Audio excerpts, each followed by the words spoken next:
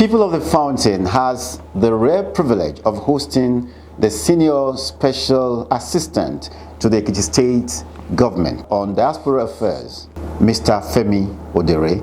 You're welcome to the studio, sir. Thank you, Mr. Olainka. I appreciate it. Who is Mr. Odere? Tell us about yourself, your background. Well, thank you, Mr. Olainka, for inviting me into this wonderful studio. Let me first of all commend you on the great work that you are doing concerning bringing this kind of entity to Ekiti in particular and to Ekiti State in general. And before this program, when they took me around, I was like, one will have to go to as far as Ibadan or Lagos to see this kind of outfit here. So I commend your effort. Thank you, sir. More power to you as well. Thank you, sir. This is one of the things that we want in diaspora, to start doing, and I commend you for that. Thank you, sir. Now, on your question of who is the Femi Odere, well, this is nothing too much about who is Femi Odere. Femi Odere is just Femi Odere, and I just happen to be the Senior Special Assistant to Governor Femi on Diaspora Affairs. But if you are alluding to my background as far as who is Femi Odere, I would say, well, I'm 60 years of age, and this is the very first time that I've been in public service.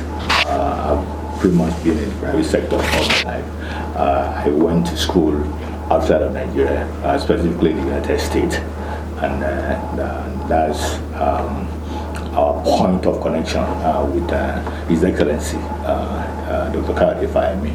And so I came to Nigeria, and eventually he saw that I could be useful in assisting him in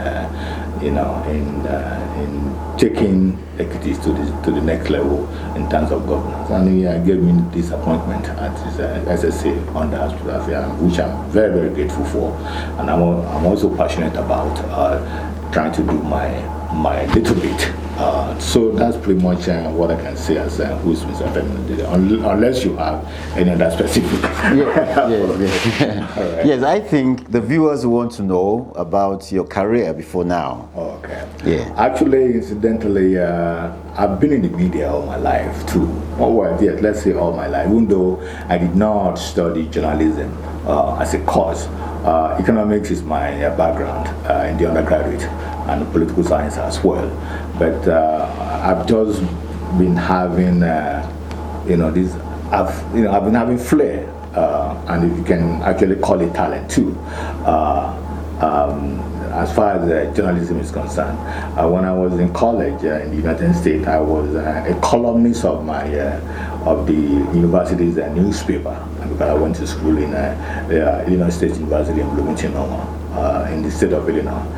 So even before I got into the university, I've always been writing. Before I left Nigeria, I've always been writing and all that. So you can say that I have passion and flair for writing, and that actually reflected on even to the present day. Some people still believe that I'm a journalist, by training, which I'm not. So that is that, and like I said, I've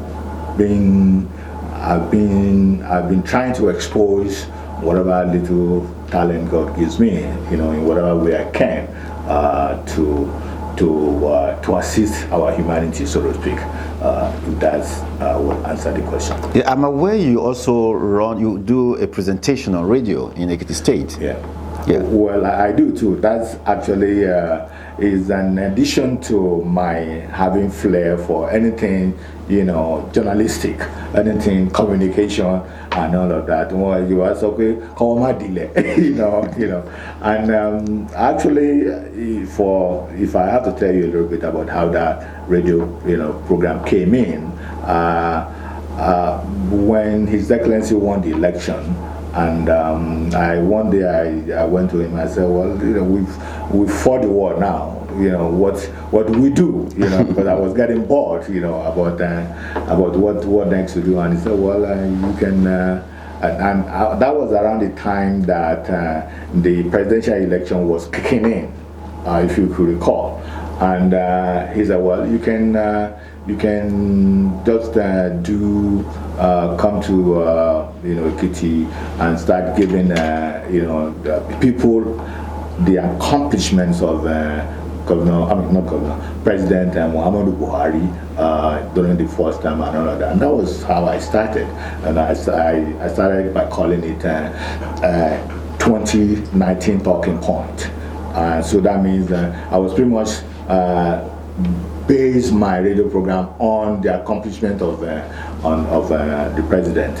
And so when the president won now, so I was like, what else do I have to do? So I was like, Mr. Governor, remember, I still haven't got the appointment at that time. I was just doing my private thing all around. And I said, well, the president has won the election. Now what do I do? And I said, well, if you want to continue running the radio program, then you can continue. And I said, okay. And then I dropped the 2019 Talking Point, and I just call it Talking Point, and I just basically zeroed in on talking about issues of national importance, which I've been doing up till today. What part of Ekiti State are you from? Well, quite frankly, it will surprise you that I'm not from Ekiti. I'm actually from Odere. Okay. Yes. Well, but you have a strong relationship with Ekiti State. Of course. Now that, aside from the fact that I was married to an Ekiti woman, specifically to another woman, I also have friends, and of course, the governor is a friend and it's a boss, so that basically made me to be an honorary member, if you will, honorary indigene of Ekiti. Yeah. So tell us, were you really expecting an appointment after the victory of the governor, or it came to you as a surprise? Well, let me say this. When we fought the war, quote unquote, because it was a war, before the primary and even after the primary, and war in the sense that I was involved in the media war, if you could recall, and so. When we won the election, I just basically said, well, I've done my own little bit, and I've already set my mind in just doing what I used to do, because I was actually, and I still is, a media consultant, if you want to also, in case you don't know that also as well. So I was still doing my media thing, environment in Lagos and all of that. So when His Excellency won the election, one day he just called me that I should meet him at his country home in Isham, and so I went, and that was when he asked me about the possibility of working for him, and I said, well, I don't mind, So it wasn't that I was actually expecting that I must work for him. No, that was not my thinking. But when he offered whether or not I would work for him, and I said, well, why not? If we're in this thing together, if we want to make Ekiti better, in particular, and also Nigeria better, based more on my own experience, how I've seen things run in the international community, I might as well try to contribute my own little quota, to this. But then, what I got, the diaspora portfolio that I got, was not really what we talked about. That was where I was coming. Yeah, so it was what we talked about was in the area of communication. Because that's basically what I was doing. That was the word I told you about. So, and again, it wasn't surprising as well, because the governor knew my antecedent as far as diaspora is concerned. It would interest you to know that I was the U.S. liaison to the House of Representatives on Diaspora Affairs when I was still in the U.S. when Honorable Ekiti was the chairperson of House of Representatives. So I had antecedent as far as diaspora work, is concerned. So, and he knew that. So I think it was on the strength of that, I believe, that maybe I would be much more effective, if not better, in anchoring the diaspora portfolio. Okay, now before your appointment, was there ever an office of the Diaspora Affairs in Ekiti State? Also, yes. Unfortunately, not very many people knew that there was a diaspora office during the JKF1 time. There was. But then after His Excellency lost the election, which we all know now that it was rigged, but then his successor did not find it, kind of important enough to continue in that trajectory by appointing somebody to engage Ekiti indigenous in diaspora. So after he left during the first time, there was nothing like the office of Diaspora Affairs until he came back the second time. So, but again, so when he came back, and also he did what he did in the first time by appointing somebody to engage Ekiti indigenous in diaspora. So again, not very many know that there was that office in his first time. I guess and some people told me that it was pretty much because of the way that I handled it, with the way I had engaged Ekiti indigenous in diaspora, that they now thought there wasn't anything like that, and I bet there was. So are you saying it was the JKF government that introduced the Diaspora Office? Yes, it was. In his first term? No doubt about that. Yeah. It was never it was never part of any government,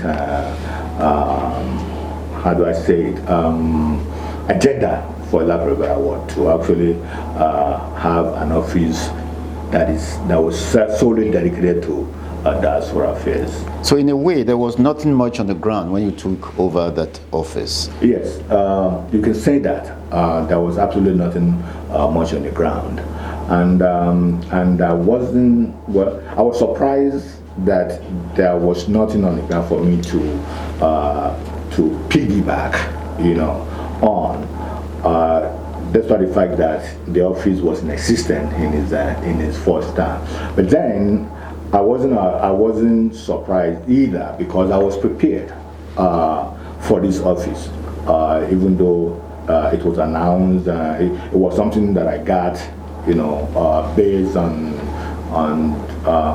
I told you that my discussion with His Excellency was not about diaspora; it was on something else too. So when it was announced that I would be in charge of the diaspora, so I wasn't surprised at all, and I'll tell you why I wasn't surprised. I ended up, aside the fact that His Excellency knew my antecedent about me being the U.S. liaison for the House of Representatives of Diaspora Affairs when I was living in the U.S. I've also written a policy document on diaspora, and I ended up writing about 142-page policy document on diaspora, and I gave it to Mr. Governor immediately after my appointment was, and just to prove that I knew what I wanted to do, and just to prove that I'm up to the task. So not having anything to work with when I assumed the office was not a big deal to me, because I already have my own vision, I already have my own agenda as to what I want to do with the office, and that's what I did. People of the Fountain,